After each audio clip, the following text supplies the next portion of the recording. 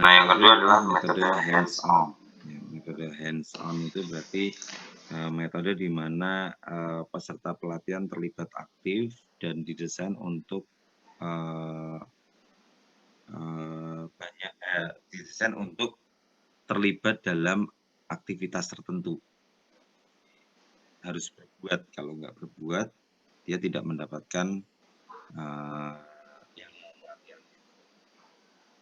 Oke, yang pertama adalah on the job training. On the job training itu adalah ketika sebuah training yang didesain untuk sistemnya adalah transfer knowledge melalui modeling.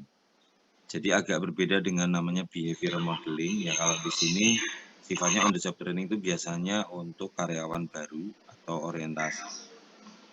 Jadi kalau kalian nanti masuk ke sebuah perusahaan, biasanya kalian nanti ada masa training, masa orientasi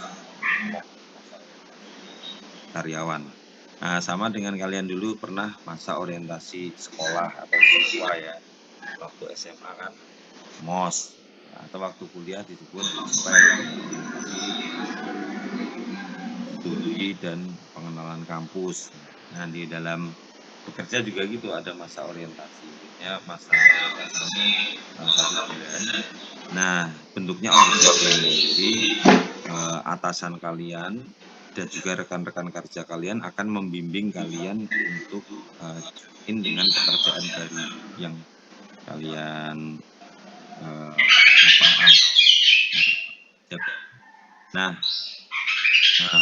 training ini lebih banyak kemudian kalian diminta untuk meniru atau bukan meniru ya, kalian diminta untuk mengerjakan pekerjaan-pekerjaan yang memang dilakukan sebagai job desk-nya. Nah, gitu. Ya, on the job training.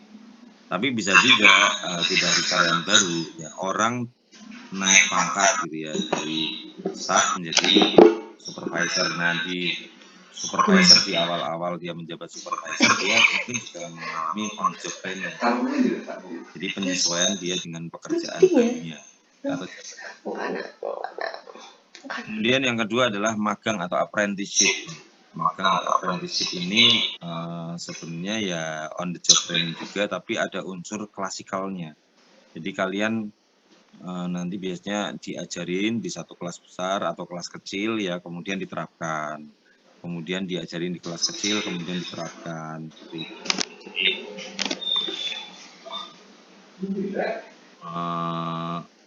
Ada 2 kali.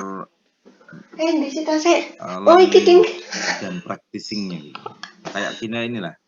Kita itu sebenarnya sebagai, kalau ini nanti kalian terapkan ya, mata kuliah ini kan ada praktiknya. Waktu kalian praktik itu menerapkan itu berarti kalian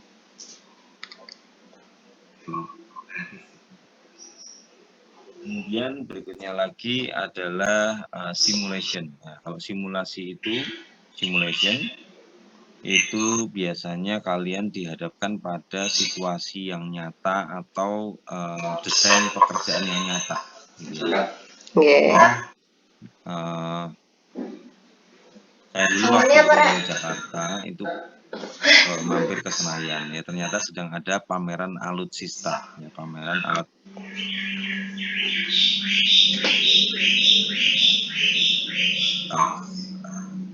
Nah, di situ saya salah satunya datang ke stand Angkatan Udara ya. Stand Angkatan Udara itu menarik karena ada namanya simulator ya. Jadi simulator itu jadi betul-betul kita berada di kokpit pilot ya. Jadi panelnya semuanya ada, panel-panelnya lengkap ya, kemudian kemudinya itu bentuknya kayak U gini ya, dan semuanya lengkap lah, tempat duduknya sudah standar. Saya nyoba satu persatu ya, tapi nyobanya lumayan lama, satu orang kayaknya minimal itu 20 menit. Orang lama. Setelah saya melakukan ternyata ya nggak gampang mengemudikan pesawat. Jadi di depan tuh ada layar ya. Ketika kemudinya kita tarik gitu ya, ternyata naikkan pesawatnya, layarnya itu naik. Saya miringin, pesawatnya miring kan gitu. Saya miringin, kemudian turun ya. Jadi take off kemudian landing.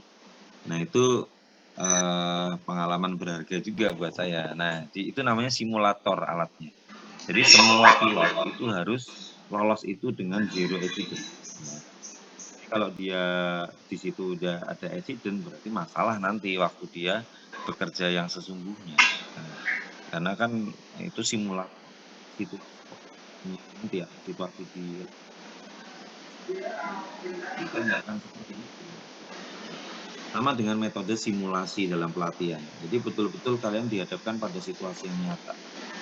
Kalau pelatihan untuk teller ya betul-betul akan berhadapan dengan meja yang tinggi sekitar 150 ya.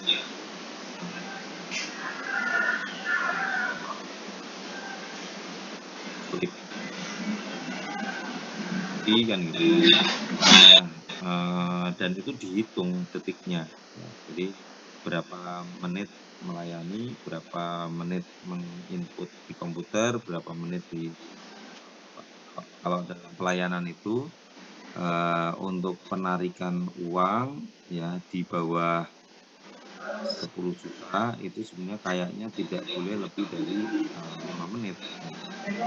Kalau dia biasanya ada unsur harus ambil uang itu misal gitu ya. Jadi dari mulai nasabah datang sampai nasabah pergi. Ini disimulasikan gitu ya.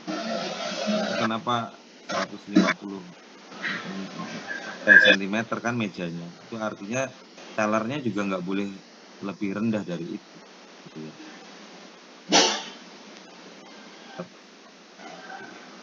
Tellernya 150 cm, mejanya 150 cm. Wow, itu kayak orang kalian main badminton pakai net yang ditutup itu kan nggak kelihatan semua kan gitu ya.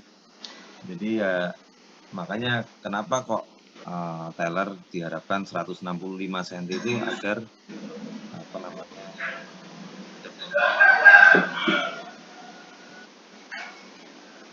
kenapa mejanya tinggi? Nah ini kan kenapa mejanya tinggi?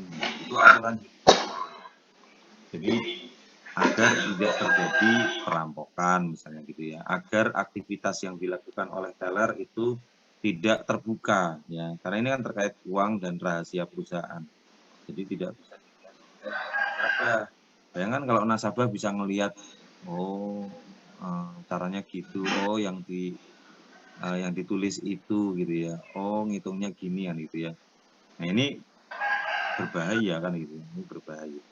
Dan juga untuk keamanan misalnya terjadi perampokan misalnya gitu, itu kan bisa terjadi juga gitu kalau mejanya rendah kan gitu. Nah ini disimulasikan kalau jadi teller itu kita simulasikan. Kemudian metode berikutnya adalah metode demonstrasi ya. Demonstrasi itu adalah dengan